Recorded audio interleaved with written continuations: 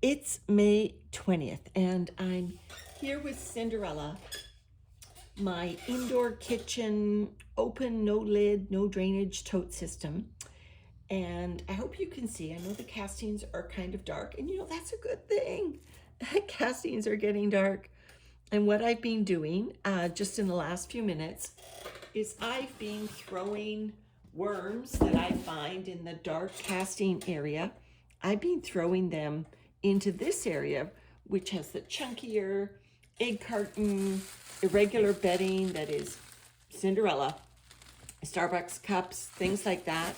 This area has the chunky avocado pits and all of the chunkier bedding. And I found that by doing that over the last couple of weeks, the castings on this side started to accumulate, and there are a few worms left in here, but not many. And I've just been, when I go through this, I've been gradually just putting the worms over to one side. Now, this I wasn't expecting to harvest today. I just did a check-in. I actually have been somewhat distracted with other matters recently, and I haven't been looking in on my bins as much. And voila, you come back and there are castings. Oh, that's my scooter trying to get into the action. You come back to Cinderella and look at how busy she's been. She's turned a bunch of irregular material, just everything I could throw at her, the kitchen sink, dog hair, human hair, everything. She's turned into these beautiful castings. Now, there's a lot of avocado stones in here, and I have a lot more avocado stones to add. But in the meantime, I think I should take out some of these castings. And there's a reason for that. You can see the castings are adhering to my fingers, which means they are a little bit damp.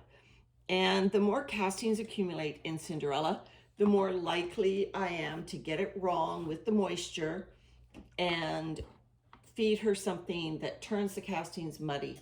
Now, I do feed her irregular things. However, I also feed her maybe unfrozen things, like, have a piece of fruit, bite into a banana and there's a big black section in it. I might give that to Cinderella, just because it's right here in my kitchen. It's so convenient. So what I'm going to do is I'm going to pull out these beautiful castings on this side because, like I said, because they are a little damp. I am not even going to sift them. I am going to just put them, and you probably heard that crunchy sound in the background. I'm going to put them, hope you can see this, into a styrofoam food grade cooler that we get frozen food delivered in from time to time. I'm going to just handful by handful put them up into this cooler. 2 handfuls, worms and all. There will be worms still in here. As you saw, I was pulling them out. But they are lovely. There's a big worm going in. I'm not worried about them. Those styrofoam containers that I've got, and I probably have about 8 or 10 of them at any one time in various stages of completing the processing. Some of them are marked finished, which means they've been double sifted, probably quadruple checked for worms, left for a couple of months for all the cocoons to hatch, more worms pulled out. And those are the ones, when they're marked finished, Landon knows those are the ones he can start using in the garden. And some of them I mark with masking tape, and I estimate how long before I need to go into the bin and pull out worms. I usually start by putting the date a month out from when I do something like this. I give it a month, and that, in my opinion, will get some of the cocoons hatched. Now, if a cocoon was laid today, it probably won't be hatched in a month. Ideal conditions say cocoons will hatch in less than a month, but I'm not a breeder. I don't create ideal conditions for these worms. I live in a moderate climate. I know cocoons need warmth and they need high humidity to emerge, to hatch, and I don't have the conditions that requires. So they hatch when they feel like it. I've had cocoons hatch a couple months out from me pulling them out of a bin. Oh, if I feel something big like this avocado shell, I'm just gonna throw it into the big section. But so far, everything I've put in here has felt just like castings. I know it's dark, and I'm hoping you're seeing this. Now we're seeing some of Cinderella's avocado pits rolling around the bottom. There will be a lot of them, and I probably have about 16 more to add. But she does a good job with avocado pits. And look at all these castings I'm getting. Great. Absolutely great job, Cinderella. I like this tote. It's got nice smooth corners in the bottom, which, you know, the worms can't get into all these little ridges so easily. Makes it easy for me to do something like this. And like I said, I wasn't anticipating. She wasn't on my list to harvest. Okay, so now that I've sort of massacred half the bin, let's take a look at what's left. I'll just take out this piece of bubble plastic that was loosely on the top. Here are my Starbucks cups. Worms on them. Worm. Anyway, at least one. So should we put those on the bottom this time? Yeah, why not? Why not get rid of those? I bet the old Starbucks cup is still in here.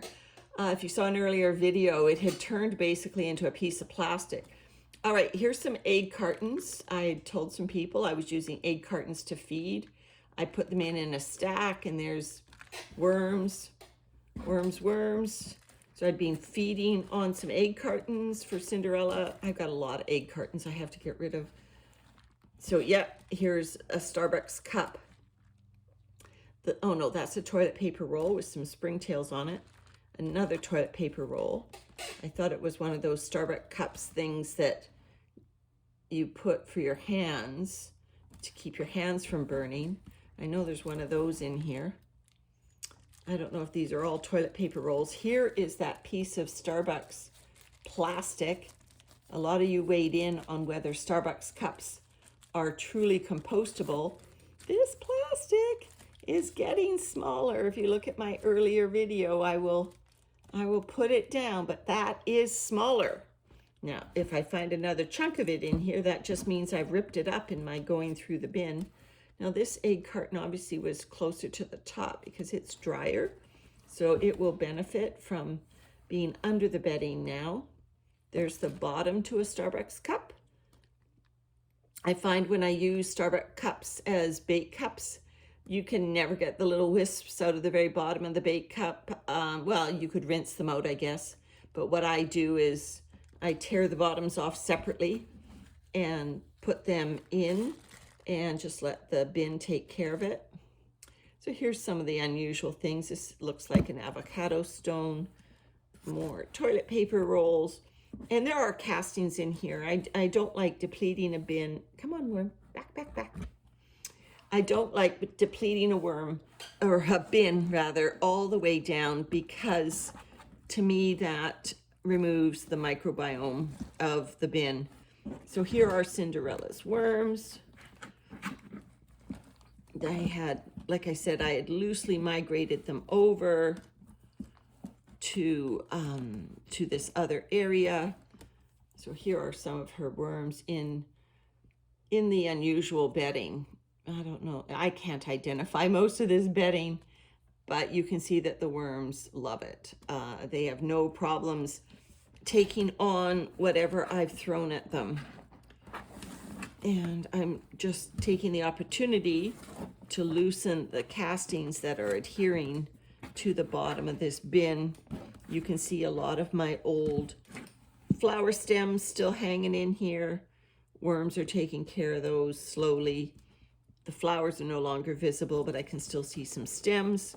Another climber on the wall there. All right, so there's the microbiome of Cinderella's bin. Still intact. Haven't disrupted it totally. So I'm just going to add some more unconventional bedding. Here's the cotton that you get out of the top of a vitamin bottle. Here's my husband's latest haircut. What else have I got for bedding stacked in my bin here for Cinderella?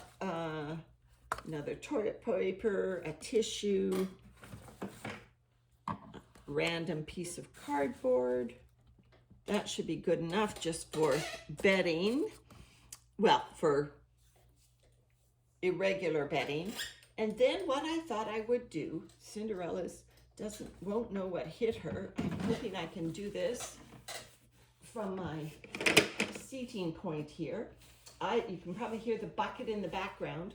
I've got a bucket that I have mixed fine or quarter to third inch sifted manure with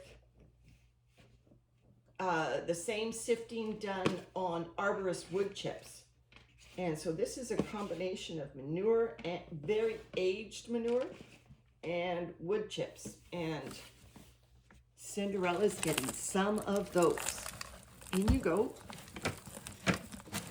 There we go. Maybe a bit more. That will give this bin an infusion of microbes that Cinderella's never had before. Never had manure. Never had arborist wood chips. So I'll just bury up those other things. And the advantage of using wood chips and manure is the microbial diversity. And I'll just sit you with that just a moment. Okay, I'm back. And what I did is I went and I got all those avocado stones for Cinderella. And look at the tub of avocado stones. So obviously I should have done this first. This is where you do an impromptu harvest and things maybe don't go quite as well. Let's put these all in this end here. There we go, Cinderella. So here's an avocado shell. I thought I would give her some hidey holes for worms. They love them. And then look at all these stones. They're frozen, but they'll thaw quickly. Look at them all. There's a lot of them in there. But they'll be fine. I'll throw some cardboard on top. Some of Landon's hair. There we go. So yes, we eat a lot of avocados. Now, this wood shaving material is not as moist as it was when I first brought it into the house. I had left it out for a rain shower a few days ago that we were getting, and I assumed that because it's in a bucket, it would stay nice and moist. Maybe the moisture is still at the bottom, but when I dumped it out, it wasn't that moist. So in goes some water. This will also help thaw out those avocado shells. I'll just spray. Giving this new bin some water. Yeah, that should be good. There's a little piece of cardboard. Go over there as well.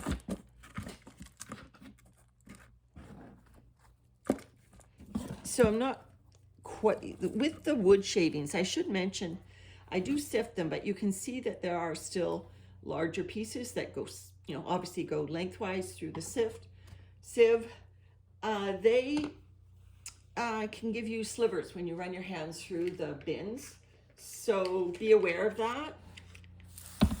And, don't leave it alone for a while. They soften quickly.